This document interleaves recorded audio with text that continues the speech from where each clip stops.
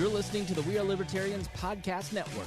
Find all of our shows at wearelibertarians.com. Welcome to the Chris Spangle Show. My name is Chris Spangle. It is great to have you here with us today. And we've been spending a little bit of time in the first part of this year talking about first principles and what makes a good society. We talk all the time. Everybody's always talking about the culture wars. And what we try to do here at the We Are Libertarians Network and here on the Chris Spangle Show specifically are talk about some principles that make society work and function the right way. How can we avoid some of these culture wars? How can we avoid some of these issues? And how can we have less of the conflict as opposed to capitalizing on it? And Vaughn Spargur, right? Spargur. See? I talk to Vaughn every single day and have for years now, and this is the fourth time that we've talked face to face because it's always just in the wall chat. So I don't know his last name, but you guys know I'm bad with names. He knows, so he's not offended. And maybe he can forgive me because as a path to redemption, I will learn how to say it before. So we talked, Vaughn, last time, and you are a pastor, correct? Or you are Yeah, I'm an associate pastor. Okay. No, an associate to the pastor. So Vaughn and I talked about mercy in January, I believe it was, and we felt that the conversation was a little incomplete because how do you have... you can have mercy, right? But like, there's got to be boundaries. And we kind of left it in that conversation where you've got to have your boundaries. But what does genuine change look like for people that you're dealing with in your life that may cause conflict? And we felt like talking about a path to redemption or reconciliation and what that might look like would be an interesting conversation, and thank you so many of you commented and that you enjoyed the conversation. And I know you got a few letters, did you not? I got one person who contacted me. He friend requested me and then sent me a pretty good message privately on Facebook about how much he enjoyed it. Yeah, cool. So it always, for people like Vaughn, those notes of appreciation are how they get paid. So thank you, Vaughn, for coming back on today. Let's talk about what is redemption. So what does that look like? Why is it important? And why are we talking about this?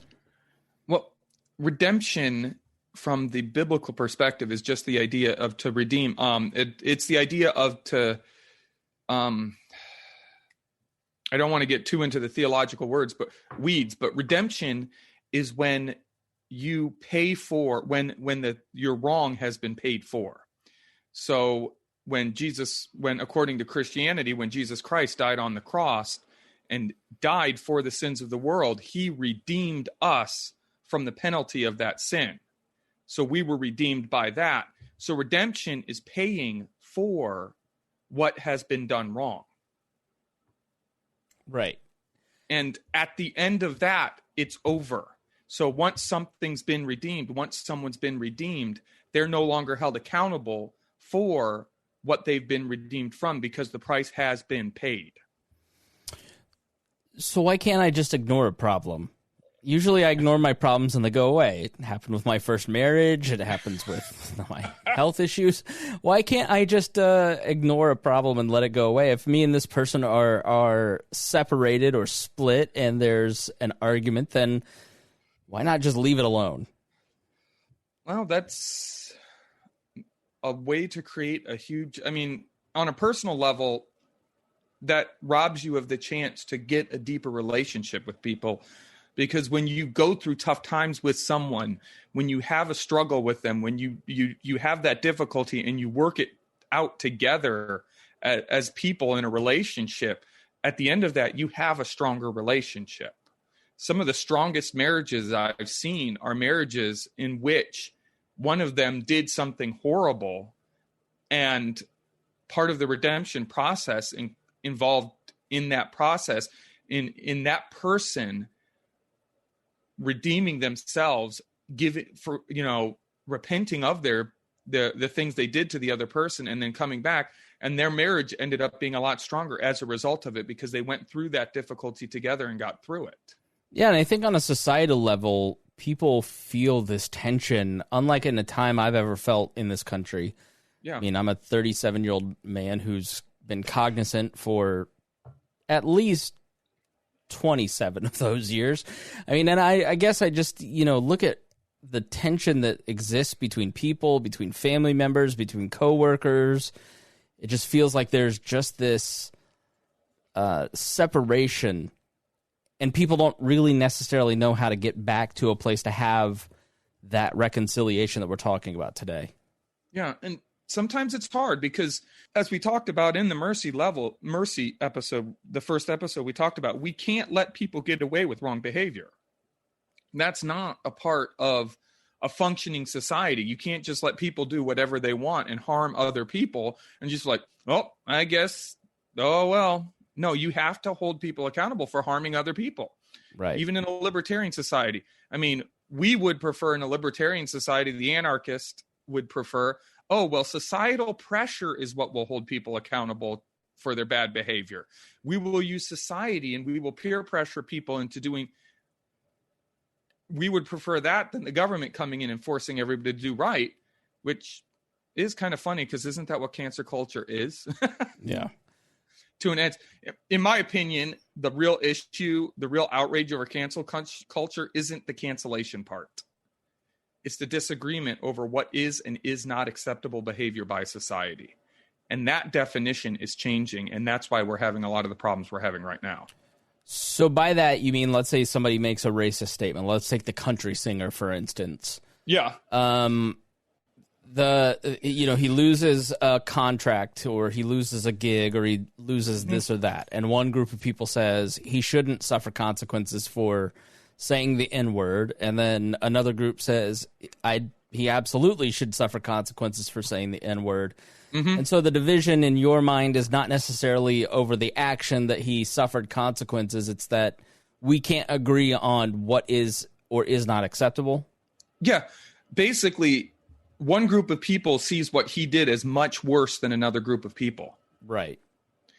But a couple days ago, I saw an article where he is begging his support. He said, please stop trying to say what I did was okay. What I did was wrong. And he has been taking steps to redeem himself. He has met with a number of religious and other Black leaders in that community to find out why what he did was so wrong. And he has expressed what seems to be legitimate sorrow and upsetness over what he did.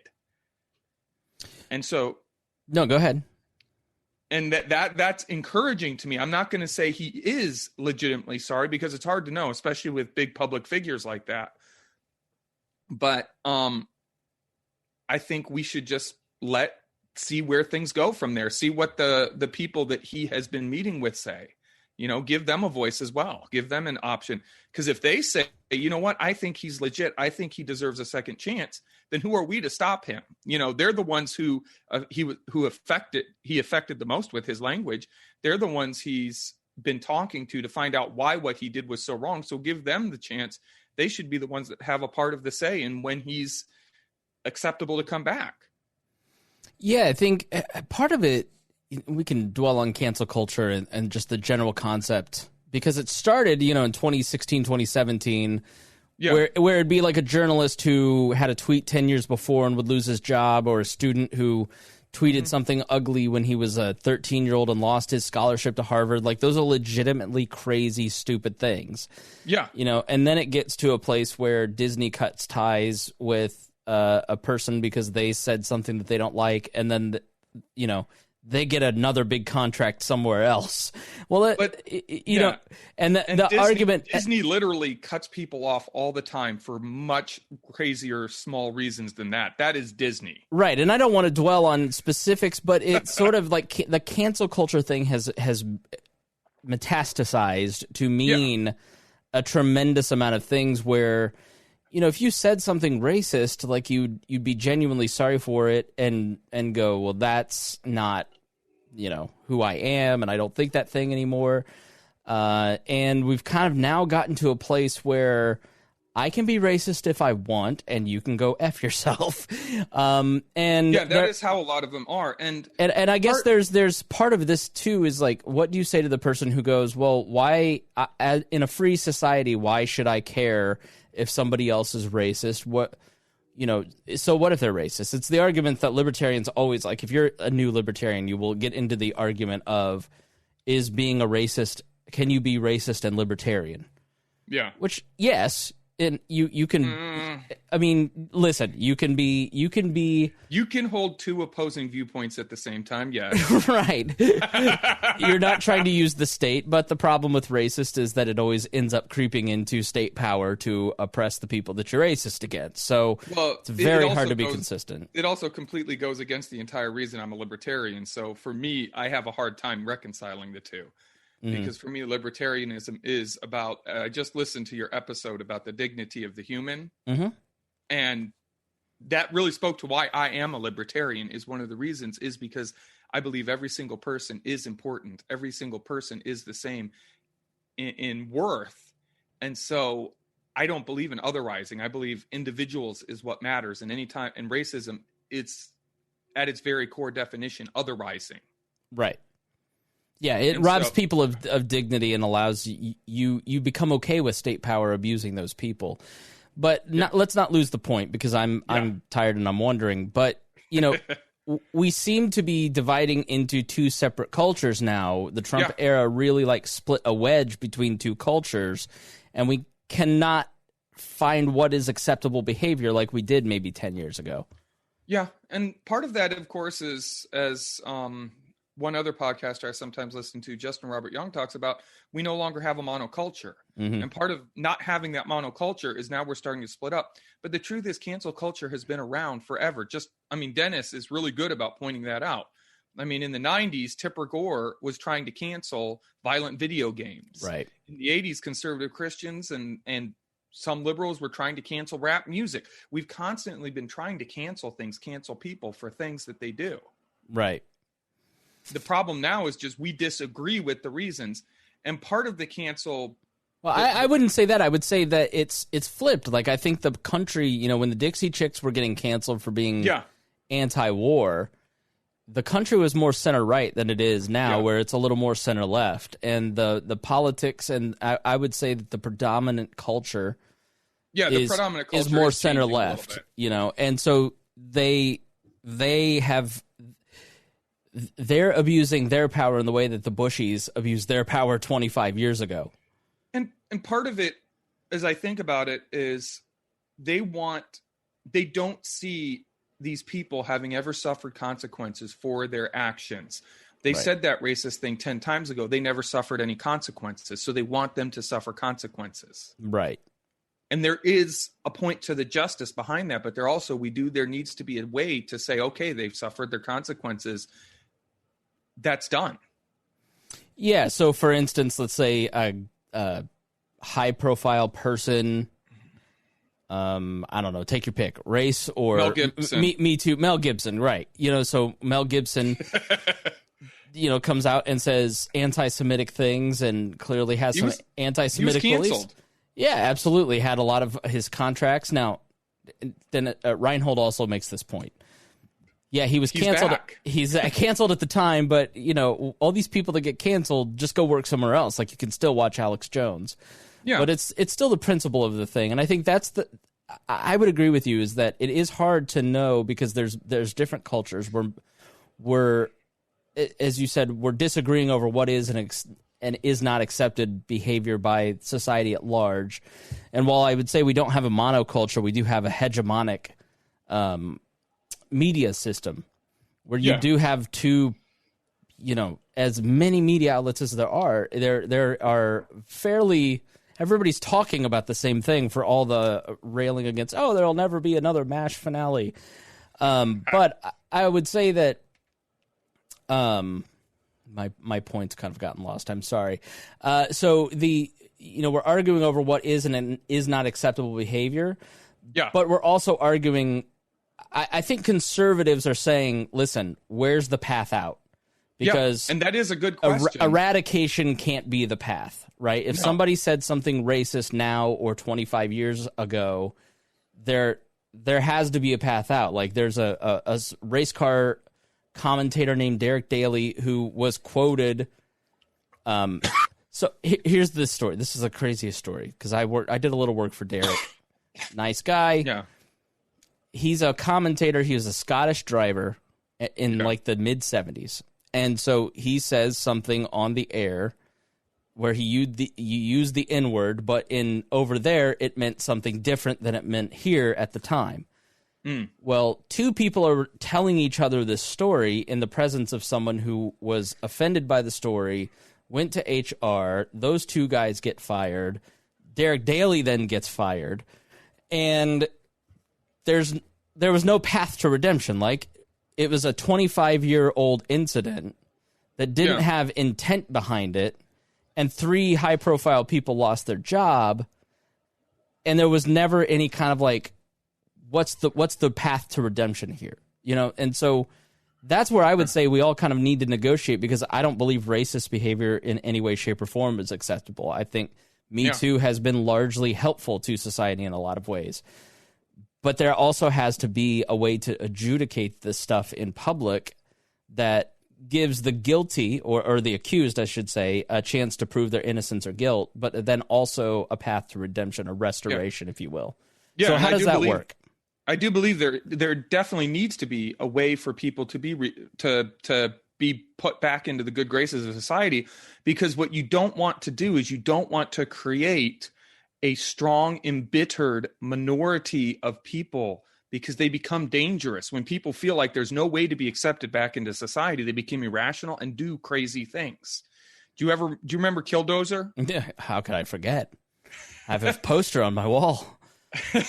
And we libertarians often hold him up as this hero, but what happened was he felt that he was wronged by the government, and every attempt that he had to get that wrong redressed was shut down, because the government, it was this small little local government that was run like a tyrant, and he just literally got nothing, and they destroyed his entire life. And he got desperate, made that Killdozer. It was a suicide mission. He knew it was a suicide mission, and his goal was just to destroy as much stuff as possible before they killed him. Yeah. Because he had nothing left. Same with the guy who blew up the bomb in Nashville. And I'm not saying that those guys were canceled, but that is the kind of stuff people do when they feel like they are desperate, when they feel like there's nothing else. I mean, there's a great book called Why Young Men, where Giovanni, I think his name, I forget his name, but he writes basically about terrorists and gang members, and now you could fit the alt-right in there, or you have, a large, the incel crowd, right? Like there's a whole group of men that feel disconnected from society. You look at the school shootings, mass shootings, like a lot of these guys kind of fit in that.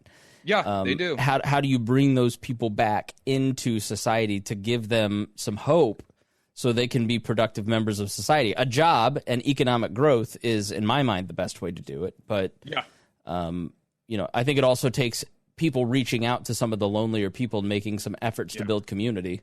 Yeah. And, I know some libertarians will, of course, blanch at this, but there is a great biblical example of what we're talking about when it comes to a path of redemption. If you read the book of 1 Corinthians in chapter 5, Paul was writing the letter partially to tell them that they needed to deal with the situation that was going on in their church. There was a man in their church, a member of good standing, who was having relations with his stepmother. He was sleeping by the with way, her, basically. Listen, guys, that is actually immoral, despite your search history. And that's in the Bible. I mean, this was a real situation that was happening in the church at Corinth. And Paul told the church that they couldn't tolerate this behavior because it was making a mockery of the church in the eyes of everyone around, and they needed to kick him out. But it wasn't just because it was making a mockery. It was also because it needed to send him a message that what he was doing was wrong. Yeah, I think Christians or people would tend to think, all right, let's love this person through it. But if the behavior doesn't stop, then there has to be consequences. Yes. For people to understand there's limits. And then if you read 2 Corinthians, which we're pretty sure was written somewhere between 6 months to 12 months later, Paul's writing, and it's pretty clear the church at Corinth actually did what Paul told them, because Paul wrote back to the church, and in chapter 2, he's telling them, you need to forgive him. He's repented of the sin. He stopped doing the thing, and you need to let him back into the church. You need to forgive him.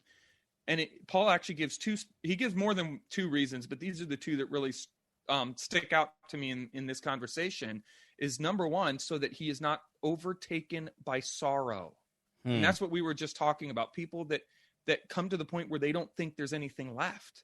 And then also so that Satan wouldn't gain a foothold in his life or in the church because of their unforgiveness. You see, he had fixed the problem that led them to cancel him. And so now that he had fixed that problem, it was time to forgive him and let him back in the church. Now, that doesn't mean that he gets to go back to doing everything that he was doing before he left. He has to earn the right to get back into some of those things that he was doing. He has to earn the respect. He is basically starting back from ground zero. He's got to earn all that respect, all that honor that he used to have that he lost. He's got to earn that back. Right. But there has to be a point where you say, you know what? We forgive you. You can come back. And that's what that biblical illustration is.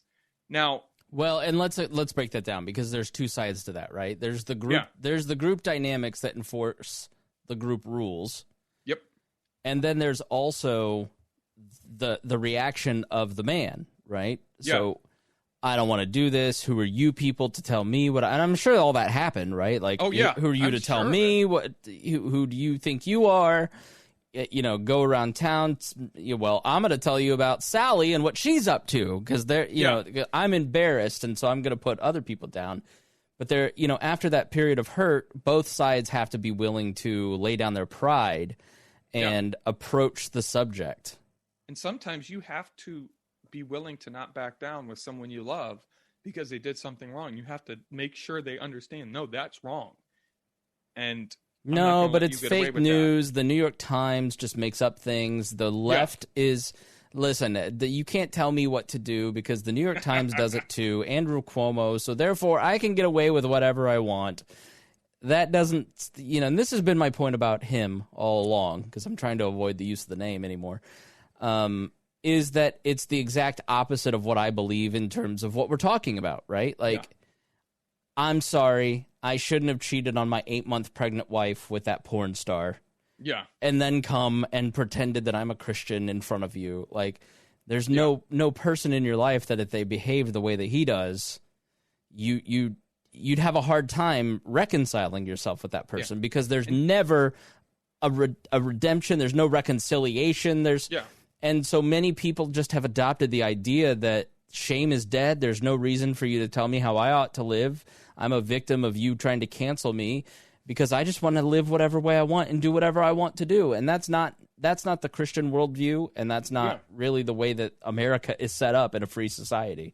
No, but I mean, and we've been mainly focusing on how the left isn't forgiving enough, and in some ways that's a bit unfair, because they're kind of reacting to the hypocrisy that they see within much of the right as well. Mm-hmm.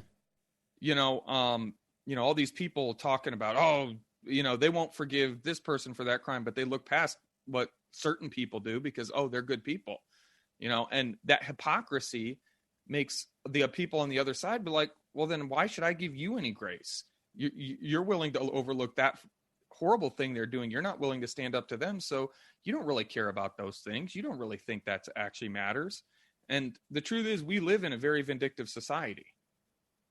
The U.S. is very much about vengeance. And it's both sides. I mean, people want blood, and they view anybody different than themselves in the enemy, and they don't have compassion for others. And one of the greatest examples of how that is true is just look at our criminal justice system right now. Right. I mean, the tough on law crimes of the 90s is one example where we just want to throw the book at anybody who does anything wrong. One thing that kind of annoys me is I hear all these old guys sitting around, and they're talking about all the crazy things they did as a kid. And all I can think is, man, if someone did that today, you'd want them in jail for the rest of their life. Mm-hmm. Right. Why aren't we showing them the same grace that was obviously shown you?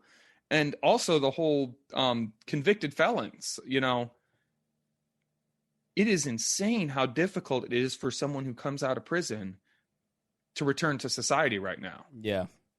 Absolutely insane. Sarah's done a lot of good work on that. Sarah Brady Wagner. Yes. Yep. That'd be a really good conversation to have about that eventually. But we have to, as a society, get away from trying to punish people forever for everything they've done. And ultimately, that starts with the individual once again. We ended last time talking about our individual responsibility to show mercy in our lives. And I think that's true with this as well. We talked about how we can't force others to do right, but we need to do what is right ourselves, reach out and show compassion and mercy to others. And this area is also one that we can do that in giving people a path to redemption. Do you have anything to say about that? No. Yeah. Okay. And what this preach. No, this was really powerful for me. A friend of mine, I'm not going to give too many details because I don't want to dox anybody, but a friend of mine owns a small business, and one of our classmates from high school was getting out of prison. He had done some not so good things. He went to prison for a while and he was getting out. And this friend of mine drove to the prison, picked him up, said, "You're working for me. You don't even know how to do this job. I'm going to train you, but you're working for me." And that man who has a felony record is now a productive member of society because somebody gave him a chance. Right. He saw the dignity that person and respect that person was due. Yeah. And that, I think that is not the normal ending of a guy getting out of prison. People often focus on the utilitarian view of a person and their worth. And this is a big key to our society. What's the first thing you ask when you walk up to somebody? Oh, what do you do? What's your role in society? How do you offer value to our society? And that a person who has suffered some setbacks or comes from a place that doesn't offer many opportunities, they always need, if you take, go back to Miss Pat's story. Miss Pat was a drug dealer, and she talks about in her great book, Rabbit, the few people that saw her dignity and worth reached out, extended a hand, and pulled her out of and taught her differently and showed her different ways. But she never would have gotten to where she's at now, where she offers a great amount of benefit to society. Yeah. If it hadn't been for those people seeing her dignity and worth from the very beginning. And that dignity isn't by giving her everything she needed or she thought she needed at the time. It's just like this friend of mine, he didn't just take care of this guy. He gave him a way to take care of himself. Right. Because, when you get out of prison, it is hard to find a job. It is extremely hard to find a job. It's extremely hard to find a place to live. Mm-hmm. I mean, you got a felony. Most places won't rent to you. Most places won't give you a job. And yet, as soon as this guy got out of prison, he had a job because someone that he knew said, "You know what? I'm going to give you another chance." Yeah. I mean, just looking past the utilitarian view of what people offer to society in terms of productive value, but seeing every single person just as a person worthy of dignity, love, respect, even the people that you find to be the most grotesque. Yeah. And I think that's why it's hard to have a functioning free society built around racism, for instance, because you deny the very values of a large group of people that make a functioning society work, which is dignity, love, respect, honor, and how do you have a voluntary society built on that level of distrust? You can't. And part of it, and this is what I was just trying to focus with that illustration, is we need to reach out. We need to be offering people a path of redemption. Sometimes they're not going to take it, but we need to give people that second chance as individuals. I'm not telling other people. I'm saying each of us individually. Let's stop worrying about what society does as a whole. Let's start worrying about what each of us individually does, because that's what builds societies. It's not everybody saying, "Oh, well, everyone needs to do this." No, it's each individual person doing it. And if each individual person does what they're supposed to do, eventually things will become better in societies. Each person reaches out and shows that redemption, shows that forgiveness, helps people when they need help. Parole, I mean, just look at all these people we have in our nation right now, just getting all these convicted felons, and they don't have a chance to get back into society. They don't have a way. It's so difficult for them to become a part of society, and we need to be looking out for them and seeing if we can give them that chance. I mean, to go into the Christian world, I listened to this podcast with a pastor of a mega church, and he, I think, cheated on his wife and had a drinking problem, and they removed him from the pulpit, and, he got himself clean and help, and he said, I want to be a pastor still. I'm still called to this. Well, and everybody's like, no. Yeah, no. But he went through this series of things that the church had put together, this restoration process and in ways to build trust, and there's and I see some of these mega pastors who have kind of fallen from grace who get a new church, and there are some that you can tell are very unrepentant.